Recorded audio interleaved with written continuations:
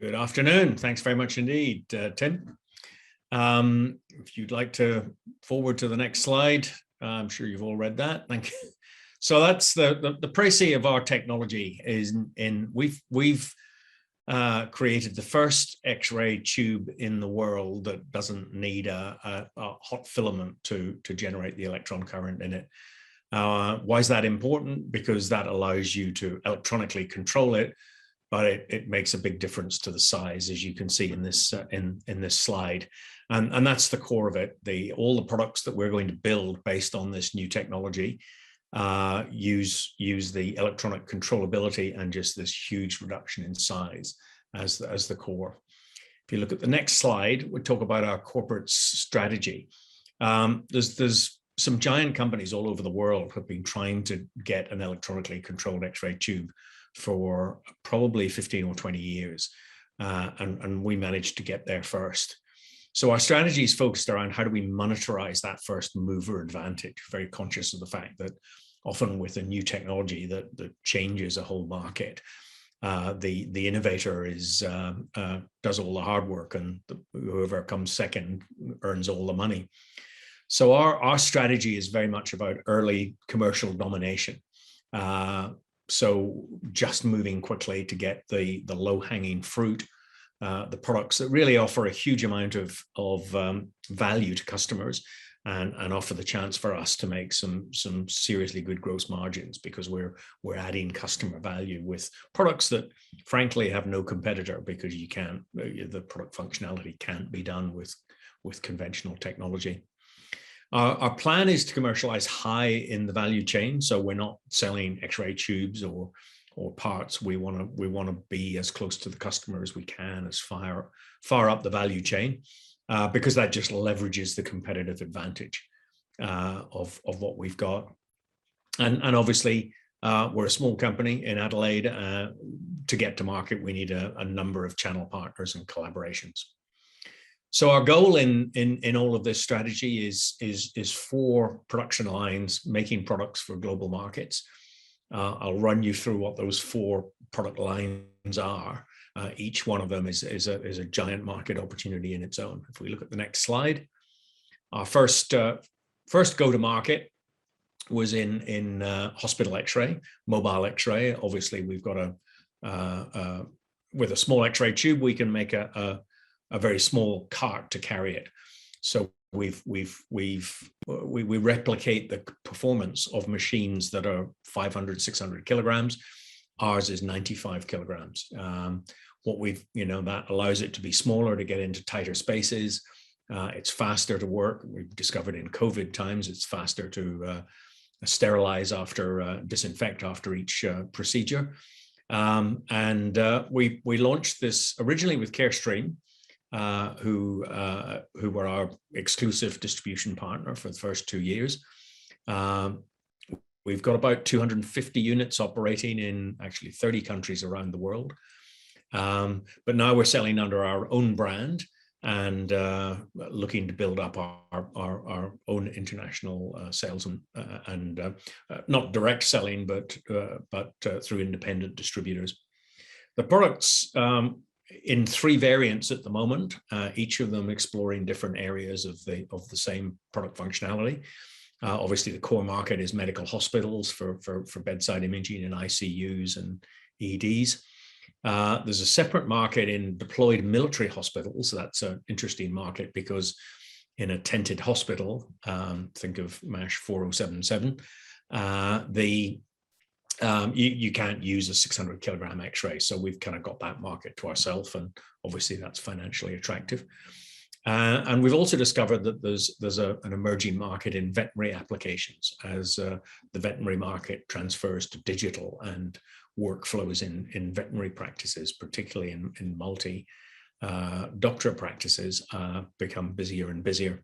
So that's, as you can see, we're all over the world, and that's just starting to get some serious traction for the coming years. The next slide is a second product. This is in full-scale engineering development right now. The idea came actually from a contract we got from, in fact, the Department of Defense in Australia sought us out, gave us a contract to explore whether this was possible. If you look at the top right-hand corner of the slide, that's how bomb disposal is done. You got a suspicious package. You want to know whether it's a bomb. So the little thing in the guy's hand is a miniature X-ray source, and there's a black detector plate behind it. The problem is, if it is a bomb and it's booby-trapped or it's radio-operated, that's a pretty hazardous thing. So the Australian Department of Defense asked if our technology could turn that into something that was more like Superman vision, where basically you didn't need the separate detector. You could just shine the X-ray onto the package or a backpack and see what's inside. We developed that technology. Nobody else can do it because of our X-ray source. We're getting amazing high-resolution images, and the world's getting quite excited, the world of bomb disposal, because with our technology, you'll never need to go near a bomb again. You can see bottom right, our little package there that's the camera. It gets picked up by a robot. The robot can just drive it in, point it at the device, and 500 meters away, you can see a high-resolution image of what's inside. So it's a life-saving invention. That's a lovely marketing equation, of course, because you can price that pretty much how you want, because there's no bomb squad commander is going to decide that it's too expensive, and he's going to ask his guys to go in and do it the old-fashioned way. So we're pretty excited about that. We'll be doing customer demos at the turn of the new year, and we'll be in sales by May, June of this year. So that's a big focus for us during this financial year. Next slide is the product I just described uses what's called Backscatter, which is as different from transmission X-ray. It turns out the Backscatter is very, very good at being able to see explosive material. It kind of self-highlights in the X-ray image. And because of that, we won a contract from the British government a couple of years ago, the Department for Transport, which was aimed at looking to find small amounts of explosives hidden in electronic items. You might remember there was a time where they were threatening that you couldn't take your laptop on an airplane because they were worried that they couldn't spot small explosive elements inside hidden in a laptop. That contract showed that our technology can do that. We won a further contract to show how we could do that in 3 dimensions. And then, of course, the British government has been talking to the American government. So about this time last year, the American government went out with a tender for their vision for the future of airport checkpoints, which is all self-service. Now, you're probably aware that, anyway, those of us that can still remember flying in an airplane, that everything in the airports is becoming more and more self-service, whether it's your hold baggage check-in or getting your boarding card or access to the air bridge gate. The one thing they haven't been able to automate, to self-serve, is the checkpoint because of the X-ray and the body scanning. The X-ray was the bit that held everyone up. Now that we've solved that with this miniature unit we developed under the British contract, we won this contract from the Department of Homeland Security. We'll be signing it in the next couple of weeks and starting work to deliver a prototype of that. But that's potentially the future of airport checkpoint. Also won a contract to get to design the overall portal to integrate that with the document photometric ID and body scanning. So that's a nice thing as well, because that puts us again high up in the value chain to really drive the implementation of this new self-service portal across all global airports. Next slide. Also recently awarded from the Australian government this time, a contract from the Medical Research Future Fund to basically change the way stroke management is done. In short, basically, if you have a stroke, it could be a clot or it could be a bleed. The clock is ticking because you're losing so many millions of brain cells per minute until you start treating that, and you treat it with either a clot busting or a coagulating drug. But obviously, if you have the wrong diagnosis, you kill the patient. So they won't start treating a stroke patient until they've got a diagnosis, and the standard of care for diagnosis is a CT image. Our technology allows us to produce a CT image in a tiny unit with no moving parts, and that allows us a price point and a reliability that we can fit that to every ambulance around the world. So huge game changer in stroke management. And if we carry on, I'll flash through that. The rollout of these products next year for the camera, 2 years for the checkpoint, and 2 years after that for the brain scanner. And I'll close off there and open it up for questions. Thanks, Peter. Quite a few questions. Where's all this manufactured? And I mean, is it manufactured in Australia or is it manufactured offshore? Yep, all manufactured in Adelaide. In Adelaide. And as you scale, will you have to kind of broaden that where it is manufactured? Look, we want to try and keep it here because we design products in a clever way that for instance, our mobile X-ray, we can assemble that in 257 man minutes. So there isn't a big penalty for paying Australian labor rates if that's all. And the security of having, I mean, we've got game-changing technology. We do not want to let that out of our control. So you start subcontracting that out, and there's a danger that you lose control of it. The answer is we're very happy we can keep scaling and keep control of the technology in-house. I mean that makes a sense, of course. And what about patents for this technology? I'm sure that's a question you get frequently. Yes, we've got about 13 patents for a range of things, but including, most importantly, the core technology of the X-ray emitter. Sorry, go on. No.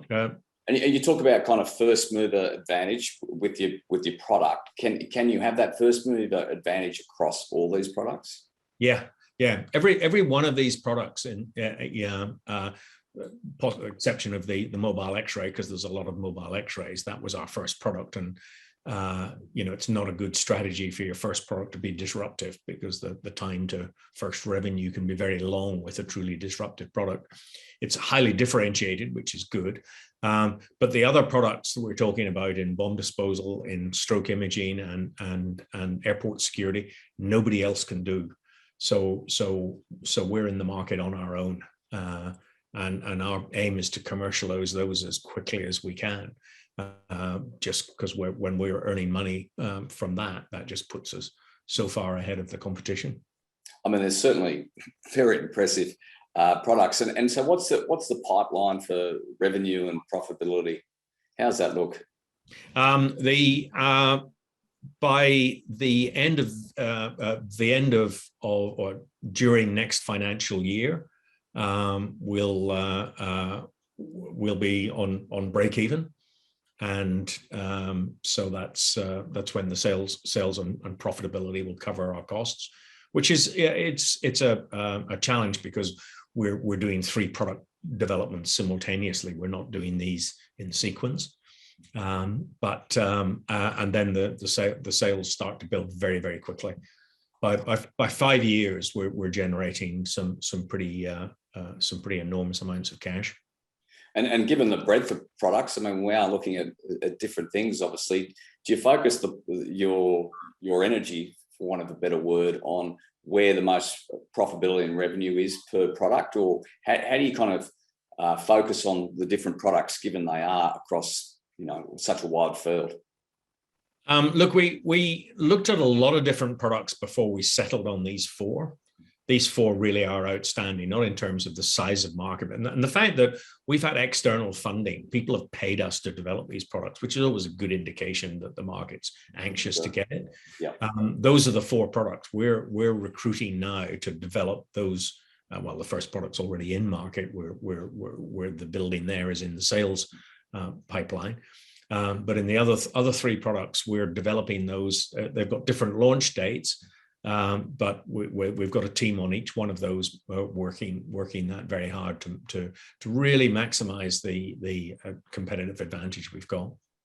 And in terms of competitors, there's quite a few questions here around EM Vision and their stroke product. Can you give us some color on who your competitors are? Yeah, look, EM Vision's not really a competitor. They've got a very new technology, which kind of images. It's more like an anomaly imager in the brain, so it can see an anomaly like a stroke.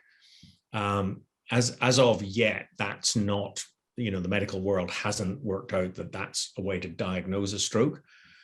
Because if you're in an ambulance deciding whether or not to administer TPA, you make the wrong decision, you kill the patient. So the standard of diagnosis today is you've got to make sure that if there's that there isn't a bleed. It's all about what size of bleed you can image. We've already imaged in our prototype that we've got so far.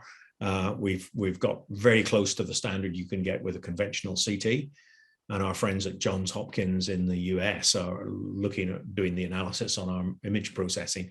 They reckon we'll do better than the conventional CT. So that's the whole thing. You've got to be able to say that if there's a small bleed in the brain, you can't miss it.